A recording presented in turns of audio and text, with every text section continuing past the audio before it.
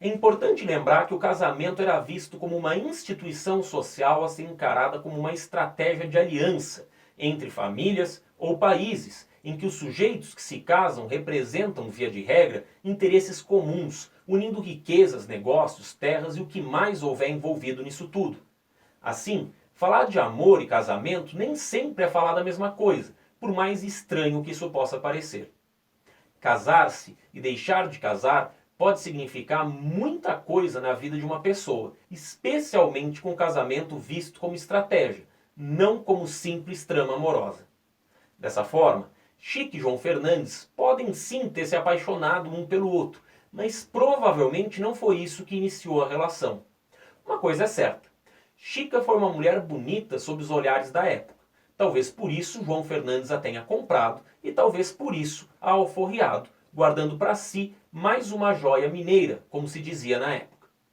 Do casal nasceram 13 crianças, sendo especialmente as meninas levadas a estudar no melhor educandário da região, o Recolhimento de Macaúbas, pagando o dote de 900 mil réis em barras de ouro por cada uma das 9 filhas. O que se entendia por educação adequada para uma menina era, de acordo com os costumes da época, receber uma educação católica e voltada para o matrimônio. As mulheres deveriam se preparar para o casamento ou para a vida religiosa. Apenas uma das filhas de Chica da Silva se tornou freira, as demais voltaram para se casar. A questão da educação é uma discussão muito relevante, especialmente na sociedade mineradora, berço do pensamento iluminista tupiniquim. Tem uma questão bastante singular, já que é preciso discutir a função de uma educação formal, ou seja, escolar, em uma sociedade estamental e escravista. Assim, a educação é limitada, também pelas próprias condições materiais da existência dos sujeitos. Para além dos desafios econômicos e das rotinas de trabalho, havia ainda o interesse do Estado português em preservar a sociedade com uma leitura de mundo bastante limitada e incapaz de levantar discussões mais abrangentes, produzindo um questionamento mais significativo sobre a realidade que a cerca. Não é possível pensar em escola enquanto se é um bandeirante esfarrapado em busca de pedras e metais ou indígenas a serem escravizados. Nem é possível enquanto escravo, pessoa cuja subjetividade é negada e a autonomia de pensamento inclusive é vetada.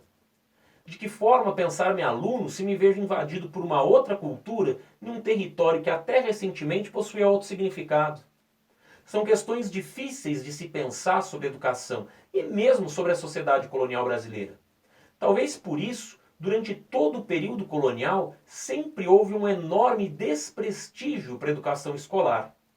Em Portugal, houve um certo movimento contra as escolas, especialmente as jesuíticas, pois desviavam os homens das oficinas e da guerra.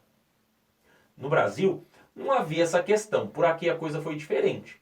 Sempre que se rechaçou a Companhia de Jesus, foi por conta da relação deles com os indígenas. O esforço educacional de Padre Manuel da Nóbrega e do Padre Anchieta foi sempre um esforço legítimo, mas nem isso impediu a expulsão dos jesuítas de São Paulo em 1640, nem do Maranhão em 1661 e em 1684. Em alguns momentos, a valorização da escola foi um pouco maior, especialmente no século XVIII, o século do Iluminismo, particularmente em Minas Gerais. Isso, com certeza, está ligado ao surgimento daquela civilização urbana, mais diferenciada, com advogados formados em Coimbra, por exemplo. Mas também temos aqui uma outra baliza social trazida pelo racismo.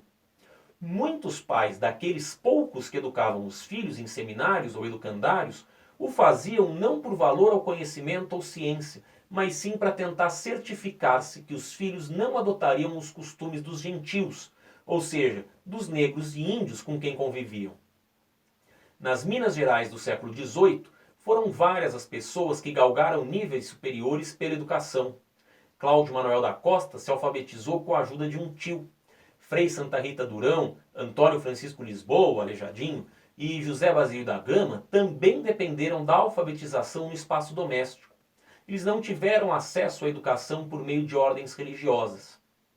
É importante lembrar que era proibida na região das Minas a presença de ordens católicas.